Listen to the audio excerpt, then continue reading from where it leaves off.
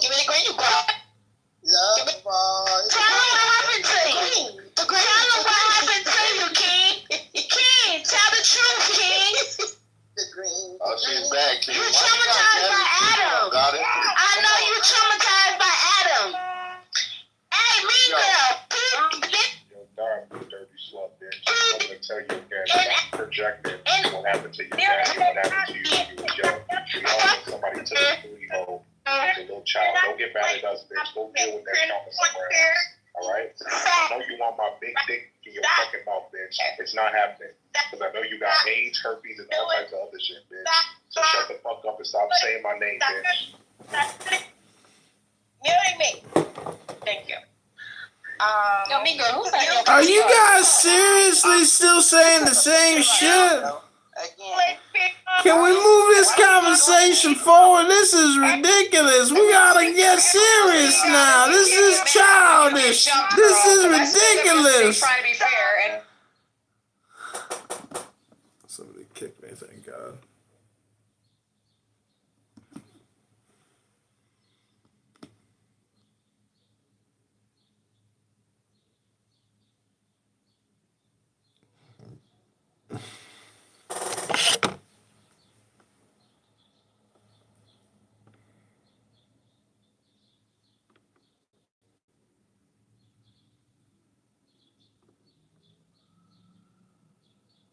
Sean, remember, I don't have a problem with saying that the original Jews were black. I have a problem with saying that the original blacks were Jews, and there's a difference. I appreciate that. Too. You're always that voice of reason.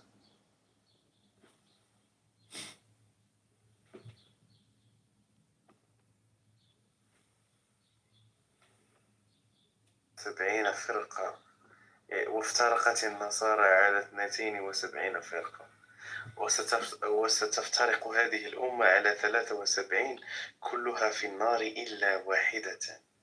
So this Ummah, this Islamic Ummah, divided into 73 sections. Yeah, they will divide into like 73. Like and only one of them is correct. Yeah. So how are you sure that you are included in this like I don't know, this Ummah who's like gonna go to heaven? Okay, so basically, right? I don't know if that's the correct word. Just remember they're speaking from trauma. And remind them of that. It's very simple. Remind them that it's the trauma that happened. Damn, he kicked me out of the room again.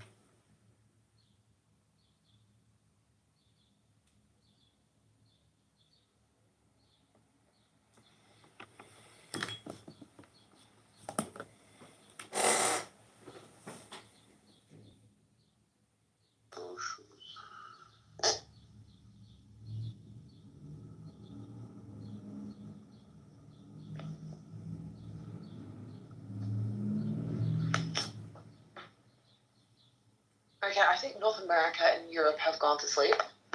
Are you awake? It's only 7 p.m. here. Oh, okay. I thought you guys are Daniel and Tam, I think are asleep. The sun is still up, kind of.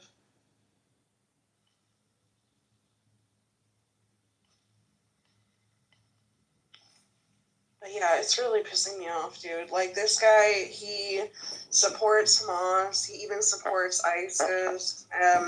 He supports, killing apostates and having sex with 9-year-old girls. It was because she hated you and never wanted you to have fun. There's these Christians that are like, oh yeah, I love you, Mikhail. Like, you're my favorite Muslim. And they're giving him hot. And it's just like, I understand that Christ commands that you love your enemies, but there's different types of love. You can love somebody from a distance. You can give tough love. You don't have to literally give them hugs and kisses. I mean, and enable them in their sickness, in their disease. I mean, it's completely sick.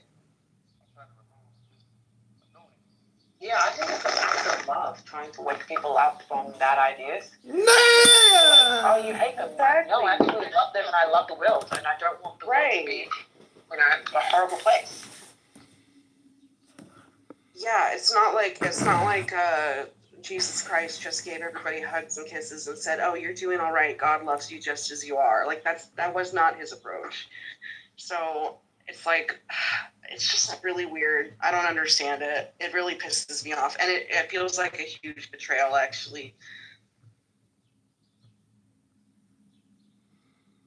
Yeah, but don't forget, you're also on a social audio chat app safe space zone where asshole terrorist promoters can be the most obnoxious, terrible people that they can possibly be because no one is, they can't get punched in the face. So this is the only place where they can breed and breathe and live. It's the only safe space for their stupidity.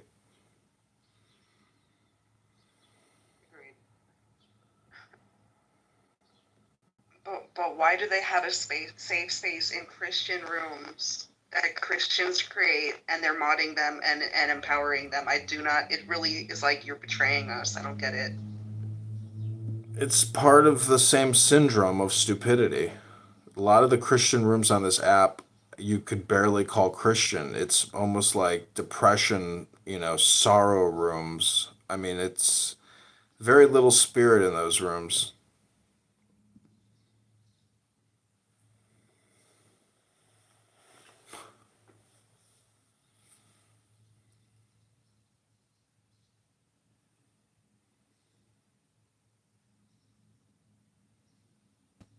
Or it's just, people pretending to be philosophers or trying to become intellectual. Very little book reading goes on this app. So that means most people are just repeating, memory hypnosis, hypnotizing themselves and others, and promoting terrorism. And that's what they are. They're terrorist promoters because this is a safe space for them to get away with it.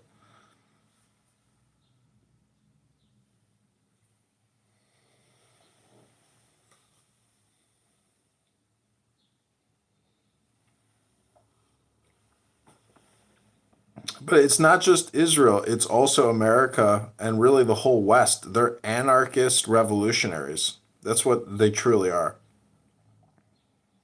Because they're anarchist revolutionaries. It doesn't just stop at Israel, it goes all the way to the United States because the US is the main purveyor of terrorism, supposedly. So that's the thing, is they truly are anarchist revolutionaries. They just represent as ceasefire, genocide, Zionist. That's how they identify their anarchist conspiracy because they themselves are promoters of anarchy. They don't promote peace. They are promoters of violence. And it's crazy because they come in all shapes and forms. Some of them are more obnoxious than others, and some of them have beautiful faces. The jihadist Jainies who play EDM music and have, highly glossed out photos and no husband but a wasband because they themselves are emotionally disturbed morons, this is their safe space zone to fester and waste your time and gaslight you so they can get their dopamine feedback loop and a very affordable talk therapy session with a therapist that they desperately need to help them treat their depression. Yeah, I really think you're onto something. You're spot on with your assessment.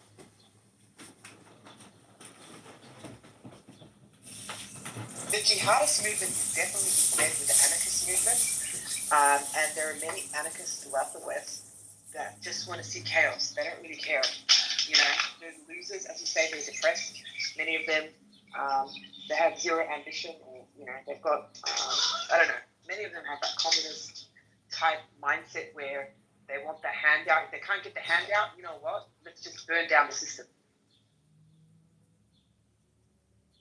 Yeah, I get that, and I see that in the dominant force that's supporting Islam. But what really, like I said, really pisses me off more than anything is when I see these quote unquote conservative Christians that are supporting them by befriending and empowering them, and sort of like their angle is, I just want them to come to Christ and I just want to like proselytize to them by any means necessary, and it's like by not standing up to them, like what are you even, I don't even understand like what you're even trying to promote or proselytize. Like you're basically saying they're okay as they are.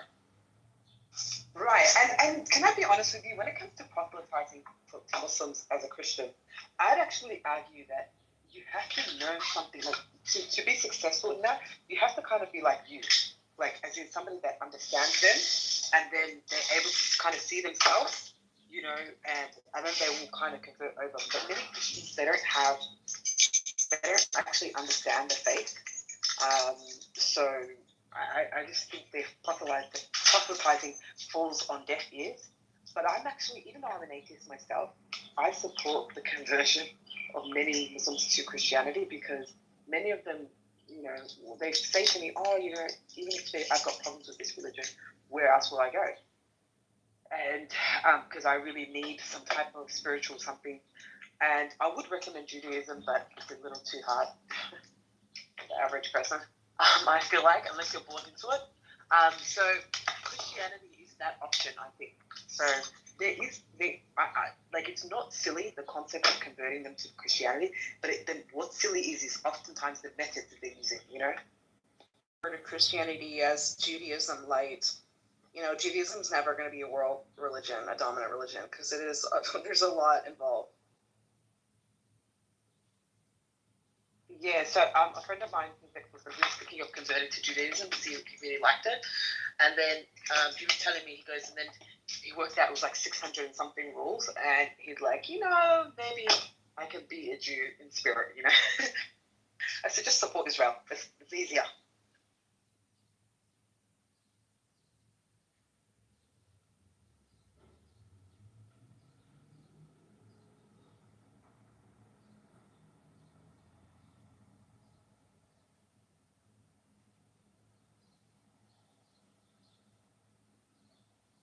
But you know what? Speaking of Christians, can we have a moment to talk about Christian tea?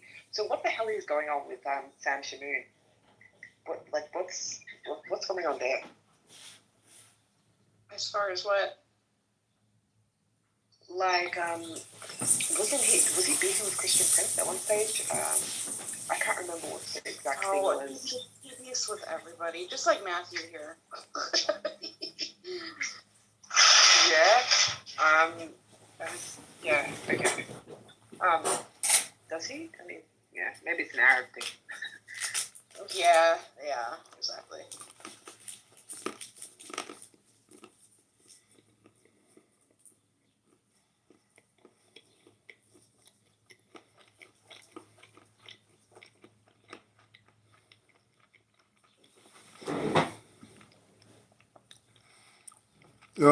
Another reason why these Christian rooms allow radical Muslim terrorist promoters to proliferate in their rooms is because of group dynamics or in-group, out-group, where it gives them the opportunity to use the Muslim terrorist promoter to essentially do the Jew hate speech that a lot of them in their internal monologue would love to do, but don't have the balls. Exactly. Don't have the balls to be Jew haters publicly. So that's so true. They use the room to create a milieu to let other people do their speaking for them, and you know, it's group dynamics. I don't think they're like anti-Semitic people at you know, in their souls. I think that everyone has their bias, but you know, just that's the thing, is like, as a Jew, it's like, holy shit, thank God there's a Jewish country, because you never know when real, true, violent Jew hate is going to come up behind you and try to kill you. And thank God you have a country that you can just fly there and be like, yeah, I'm done with the rest of the world, because there's too many crazy people out there. And so now I'll come here to fight with you against all the crazy people surrounding this beautiful country. Yeah, that's what I was thinking too, that those types of Christians doing that are more like in the Groyper subculture.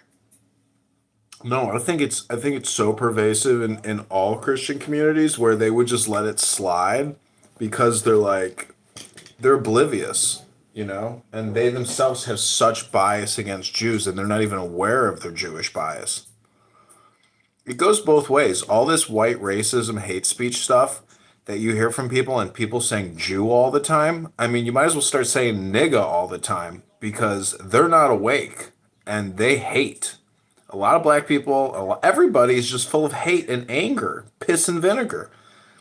Words matter. Gaslighting is real, and people are unaware of the fact that they're gaslighting people. And when you try to reverse gaslight them, they have a shitstorm because they're just totally incompetent. There's just a lot of hyper political people that love playing the gaslight game because of, I think, the dopamine feedback loop they get out of it. Yeah, no, I think you were spot on. The reason the Christians allow the Muslims in is because they're anti-Semitic and they want those views to be heard. Yeah, it's really crazy, honestly. Jew hatred. I'm not even a Jew, but just seeing how many people have irrational, that don't even know Jewish people, but have all these opinions, it's crazy. Yeah, until you fly to Israel and you spend like 2 weeks there and you normalize the people that live there and you realize that they're just normal people doing the exact same thing that you're doing. And then I mean, it's all in the media though. Like everybody's lives are pretty much the same, but it's the communication network, the medium that we live in that is fucked up. And for, when I went to Israel back in 2002, maybe 2003, I looked at the Palestinian Media Watch organization and how they recorded Palestinian media Shahada terrorism videos. And it's just like Bizarro World. It's like Disney World on acid and crack and Jew hate anti-Semitism times 1,000. Like it's the media in the Palestinian propaganda it's literally super clown world, Bizarro terrorism world of the highest proportions of weirdo stupidity. So that's the biggest problem. I've seen some of the content. It's crazy. Like for 4, they have the FA4, which is like Mickey Mouse, but the jihadi Mickey Mouse. Exactly, yeah. Palestinian children. Exactly. So it encourages Palestinian children to kill Jews. Yeah, they took the world's most popular brand, Mickey Mouse, and they turned Mickey Mouse into a jihadist. And that makes sense if that's... I understand why they do what they do, because they go all the way. Like, there's no turning back, And look what happened. October 7th is the perfect example of why they go too far, and their media goes too far. Their communication goes too far. And they have no limitations on their own absurdity, because in a revolutionary anarchist struggle, you go for the insane. There's no turning back when you're willing to die, for your political aspirations. So this is, it's clown world, Bizarro world, terrorism world. This is what it is. And the people on Clown House that fall for this stuff, and everybody else that falls for this stuff that isn't even on Clown House to have these conversations, it's hypnosis programming 101. It's communication hypnosis. Yes, and jihadis have perfected it. Like, they speak in such a way where they all speak the same way, in the same tone. I believe it's some type of hypnosis. I think, honestly, I don't know, man. I feel like it's a psychological tactic. They made the person, this particular imam is not consciously aware of it, but one of these assholes somewhere along the line developed this style of lecturing. And if you notice, all Muslims have this particular style. You know what I mean? And yeah, and I've noticed that with anarchists, leftists, kind of borrowing it, they kind of talk in a dumb way. I don't know, in a slow tone. I can't explain that. Yeah, dude, I noticed that. The way they give lectures, Muslims, is so freaking annoying, man. They will repeat the same thing 3 times, talk really slowly. Like, they have this, like, I don't know. Yeah, it's hypnosis. It's hypnosis. Yeah, it's like, what do they call it? Neuro-linguistic programming, almost. Exactly. Yes, but they program the audience to believe that they're children. So it's like, you're too stupid to think. I am thinking for you. Brothers and sisters, I will think for you. You see what I'm saying? And they look at it in terms of music. Yeah. What they do is create music. It's the same pattern. So the bass, the underlying bass in the music is the scripture. They use that to reset the frame always and to engage and to create the hypnotic effect. After they read the scripture, then they give you their opinion, they opinionize, or they basically give you their political sentiments, and then they go back to the base, which is always the scripture, which reintroduces the hypnosis. So they use the scripture hypnosis to reinforce their political posturing. Wow, I've never heard it described, like, I don't think you understand, I've never heard it described and framed so perfectly and eloquently as you just did now, but this is exactly what's happening. I'm telling you, and they're doing this to the world. They're doing this through the media. I've been saying this is a Darwin technique, but the way Jefferson just broke that down, that's exactly what's happening. If you can break it down again, so I can remind you. So it's the same thing in Christian circles as well. You'll hear Christian preachers do the same thing, evangelical preachers. They use the Bible or scripture as the baseline in their musical hypnotic effect, and then they opinionate, or give their political sentiments, whether it's DEI, CRT, BLM, LGBTQ, it doesn't matter. It's always revolutionary or liberatory in the sense that, it's always the white man bad. So I understand why they do it, but they themselves can't explain maybe necessarily what they're actually doing, which is communication hypnosis. And it's a learned behavior. Exactly. Yeah, no, so I think just don't lump up all Christians as the same. I go to a very conservative church, and they literally only preach the Bible. They don't get into what I'm talking about is communication theory, not necessarily, I'm not opinionated on groups. There's good people, bad people, that, you see what I'm saying? I'm just talking about the techniques. It's called the movie theater effect. When you go to the movie theater, your brain goes into like delta wave brain state based on the hypnotic effect of the theater effect. It's the same thing when you listen to anything. Like right now, as you're listening to me, it's the same thing. It's called hypnosis, or in many ways, it's really meditation because you're listening very acutely. You're using your ears, not your lips. That's exactly what's happening, and it's happening on a mass scale.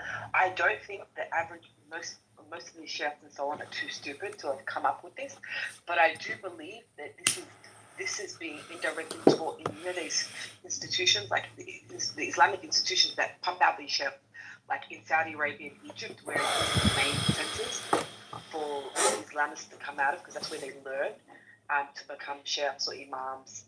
And I think that's where, Saudi Arabia, I wouldn't trust them at all, ever. So I really do believe they're coming up with this, they have this technique incorporated, so every single imam has to learn it, and that way they keep their congregations in line, yeah? Yeah, I've noticed that they all sound alike. It's so redundant. They will always make the same point 3 times very slowly. I know, it's like you're like infantilized, you're so stupid, like these like brothers and sisters, the sky is blue. They're classifying themselves and differentiating themselves all the time. But again, I think a lot of this deals with the fact that people are depressed and they're using their hyperbolic anti-government revolutionary sentiments to basically launch themselves out of their depression. The only problem is it's basically a false solution in the sense that they're not deflating, and they're only inflating with bad wisdom or, really shitty political sentiment. So they're not really capturing the true spirit and saving themselves. They're trying. And that's, from an outsider, you watch them and you're like, yeah, you guys don't get it. You don't understand that you already possess it, but what you guys are really doing is being political. And, if there is a universal God or religion, like, you just let it go. So what you're really doing is you're using religion to be political, or you're trolling politics with your religion and being political at the same time. So they're just horrible hypocrites. They're obnoxious, they're petty, they're My children. church does not do that at all, as a rule. They don't discuss politics at all because it's too divisive. Like, even any political sentiment is concerning Israel, pro-Israel, pro-Palestine. They don't say anything about any of it. But I think with Islam, it's completely the opposite. The religion is a political tool, so they can't not politicize it. Right, that's because you can't get the Sharia out of the Islamic system. You're damned if you do, you're damned if you don't, and they're always going to be anti-LGBTQ. So all these people protesting on their side that are gay have no idea that they're actually supporting their own termination and Holocaust. They don't want them in their movement. They will use you now, but you are not part of their Islamic caliphate. You will be destroyed. And that's what people really can't comprehend, that they themselves are just a functionary or a gear in this mechanism known as the Hamas, ISIS, Palestinian terrorist front. I mean, it's a political terrorist movement that is fighting for absolute survival because the Israelis do have the ability to wipe them out at the cost of probably, another 20, 30,000 civilians. Yeah, I was going to say, could you just unpack for me what you were saying before about and what and how.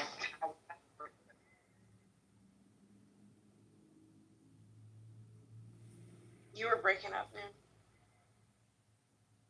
Oh crap! Hang on, let me turn this away. Can you hear me now? Is that better? No, it's still kind of breaking.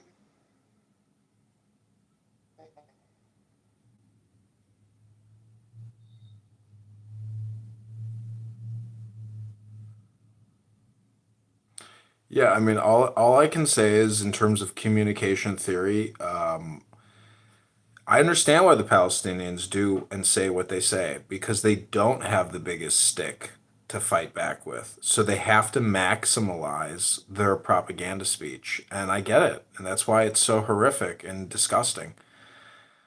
But, that's the world we live in. So this is something that every people have to come to their own reckoning with at the individual level. Most Palestinians just want, not most, I mean, all of them want peace, on both sides. The Palestinian taxi driver and the Israeli taxi driver think both of their governments suck. That's the truth. But we as Americans look at them, and it's a business opportunity in many ways. America is, obviously always going to play both sides of everything because there's money to be made in the $3.3 trillion weapons industrial, complex industry, an annual industry of over $3 trillion. It's a lot of money. So fuck around and find out, launch terrorist attacks and you will find out just how big that military industrial complex is. And all your ceasefire, genocide, propaganda protests, all your TikToks and Instagrams can't stop a $3.3 trillion industrial complex that doesn't even listen to you and doesn't even care that you exist. So, again, fuck around and find out. And that is the rule for everyone. No matter who you are or where you live or what your political struggle is, fuck around and find out. Go against somebody with a bigger baseball bat and you're going to lose. It's just a fact. It's physics. It's math. You can't deny reality, no matter how hard you fight it. Can you guys hear me now? Is it better? No? Yeah. Oh, I was just going to the comment, read my comment. I'm not, and then if Jessica can respond to that. I just wanted to ask about the depression thing that you were talking about before. Like, can you unpack that? Yeah, it goes on both sides of the fence. I think from like the Palestinian revolutionary struggle, they use Islam to invert out of their own depression, which is, it's not just like because they lost their land. It's because they can't get out of their own mind virus.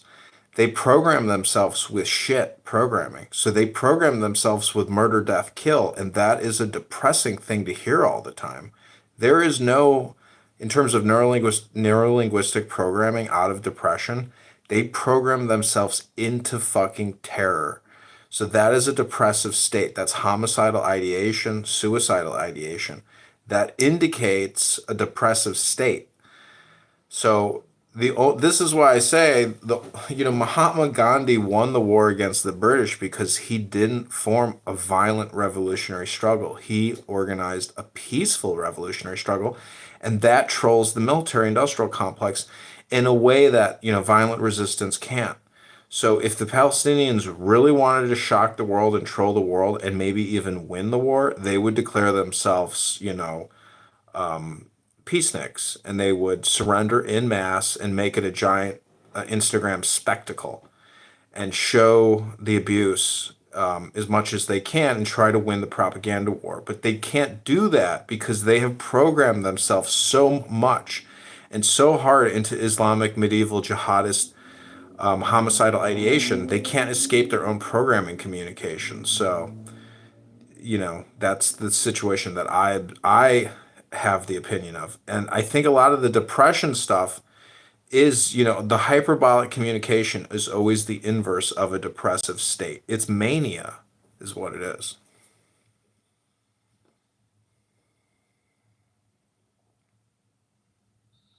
Honestly, I think that's like one of the best explanations I've ever heard about this topic. And actually, I would actually extend your definition to include most, if not all, the Islamic world. Yeah, I always say Islam is the religion of narcissism. Allah is the best narcissist, the biggest narcissist. And narcissism, this idea that you have a right to control everybody and be on top and subjugate people, it comes from a place of insecurity, depression, and self-victimization. And that's what it hinges on. And it's like a feedback loop there between like I am a victim and therefore I need to victimize others.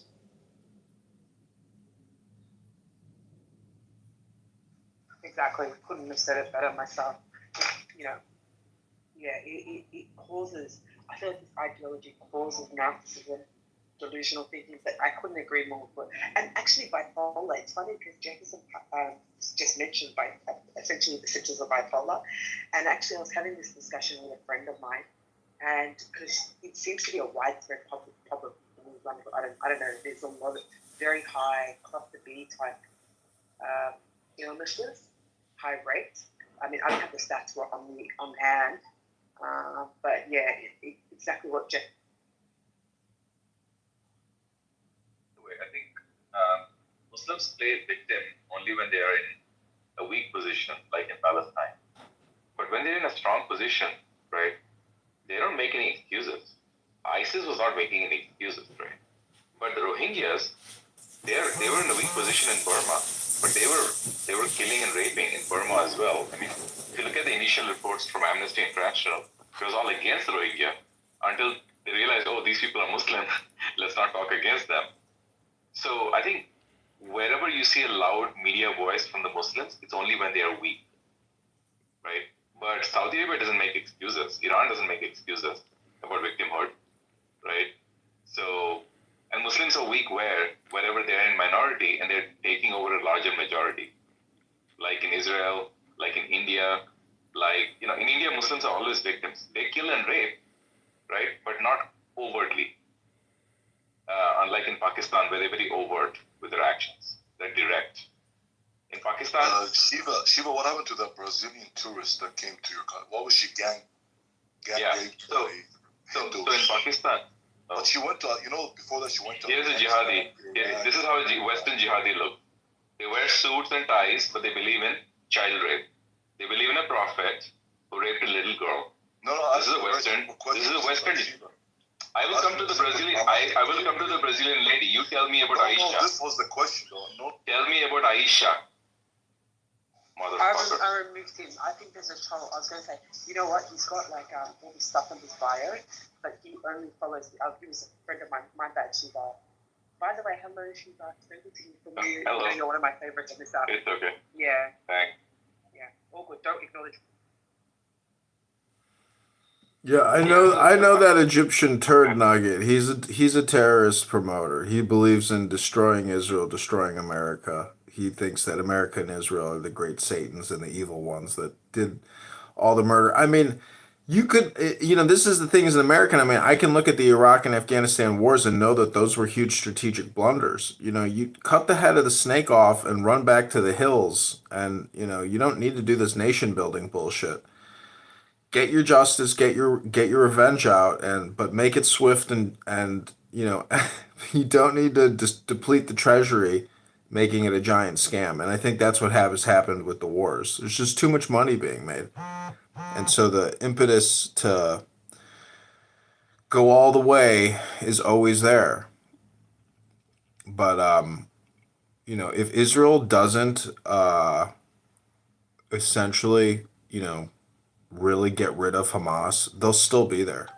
It'll never go away. It's worse than a cancer. It's like a malignant tumor that has to be excised. If it's not fully excised, the metastasis just will never go away in that particular southern sensitive area of their country. It has to be dealt with. You got to be strong and courageous. There can be no turning back once you start the surgery. It's got to be cut out completely. Yeah, I mean, this shows when you talk about second generation immigrants, right? The first generation immigrants escape Sharia, come to the West. The second generation immigrants now want Sharia, right? Their children, those kids, then join ISIS. So it's like a multi-generational mania. It's not just Islam has to be removed from the root. You cannot just say, I'm Muslim, but, I have adopted to the West and I'm peaceful. No. You have to ask them to children become the next generation, like England. Listen, I read Rumi, the Shiite Sufi mystic poet. Only through Sufism, I think, can Islam get out of its manic violence and homicidal ideation. Rumi is about. No, I disagree. You don't think Rumi poetry is peace-inducing? I mean, but he doesn't. That's not how Sufism works. It's a lot more complicated. I can't get into it right now because I'm wrong. No, I mean, you might be right. I understand what you're saying, but I think you can use Sufism for radicalism or essentially more hypnosis. However, I'm just saying the stupid political discourse you see on this app and off app for genocide and ceasefire, obviously they're not even discussing Sufism because that involves God. Most of these people are communist, atheist, anarchist revolutionaries. Most of them are atheists, and that's again why I say they're depressed. Okay, so in India, it is the Sufi dargahs where Hindu women were sold as sex slaves. Okay, it was the Sufis who did the most violent jihad in India. Okay, yes, the Sufis believe in some kind of a mysticism, but they don't believe in secularism. They don't believe in solidarity. They don't believe in Rumi could have been one of those people who was maybe off. But if you really want to understand Sufism, look at the dargahs of India, how they were, their history, very violent. And by the way, I should also tell you, the Ahmadiyas who are oppressed in Pakistan because the Muslims don't consider them as Muslims, they're a minority in Islam because they have another prophet, apparently. So in Pakistan, you cannot be an Ahmadiyya and call yourself Muslim, right? They extremely discriminate against. But it was the Ahmadiyyas who wanted Pakistan. They wanted to break away from India. They're themselves violent people. You see, I don't think any branch of Islam is peaceful. It's just one is comparatively probably better than the other. That's all.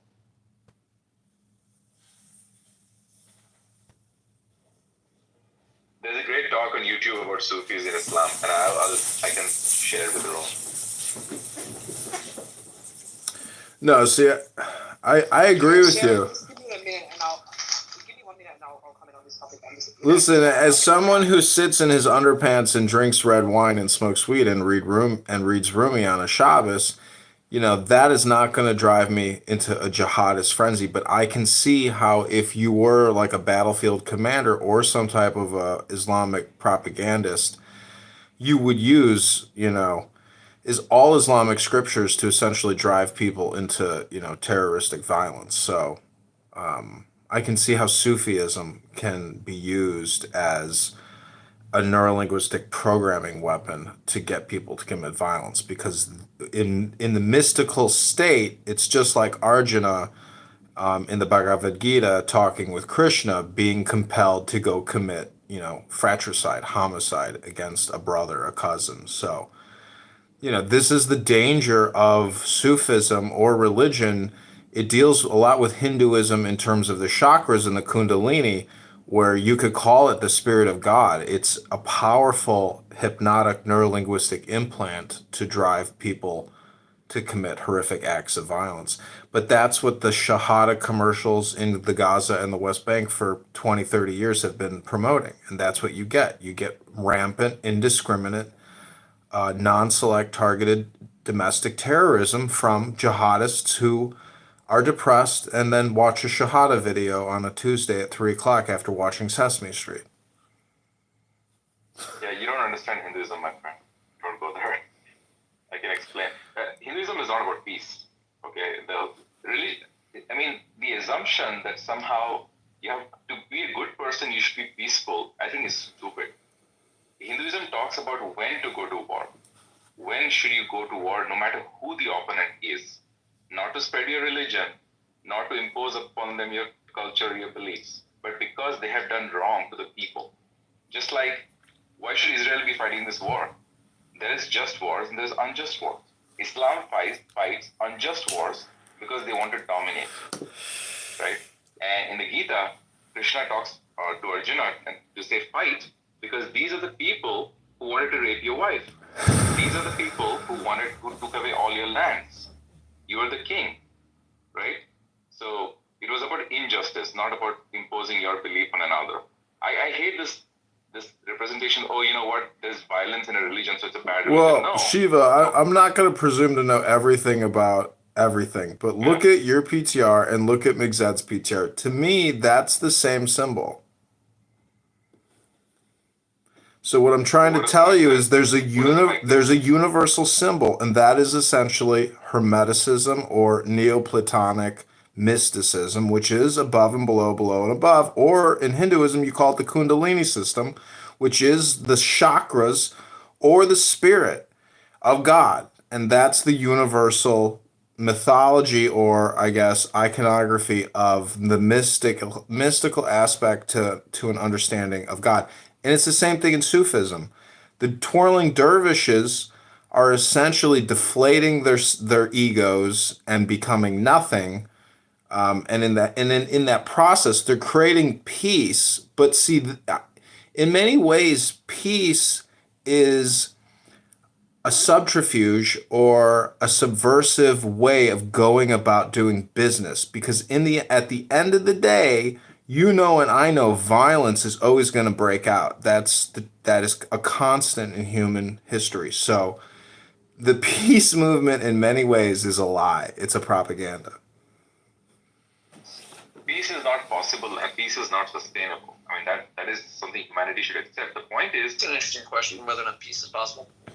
When should you fight the war? That is the question, right? Injustice should be fought with war. I mean, you cannot have injustice and just suffer that torture forever. Anyway, I've shared some videos on Sufism by multiple people. You should watch it. Free Palestine. Yeah, I probably won't watch it, but I will just say, you know, if I read Rumi, like I could read Rumi right now, and it will be the best thing you hear on Clubhouse all day, because Clown House is just sentence to sentence, you know, opinion making, and there's no actual real high value stuff in there. High value stuff to me seems to come from books, better than ChatGPT. I buy 5 books a day on eBay, and the information I get delivered to my house is always far more better than any other thing I've ever found on the internet.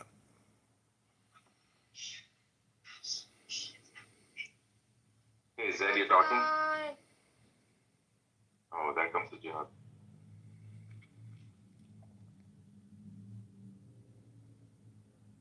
Yeah, free Palestine from Hamas. Absolutely, sure.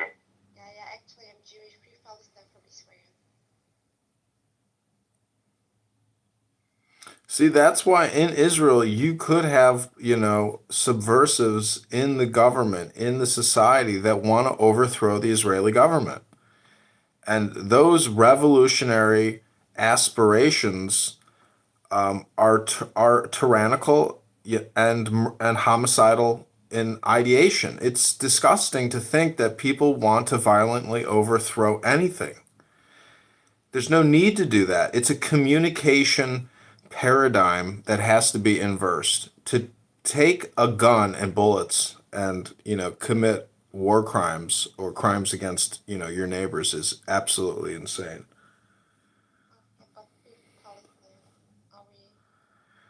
I mean, you do realize that statement really is just a hypnosis. I mean, it doesn't actually really mean anything other than your political aspirations.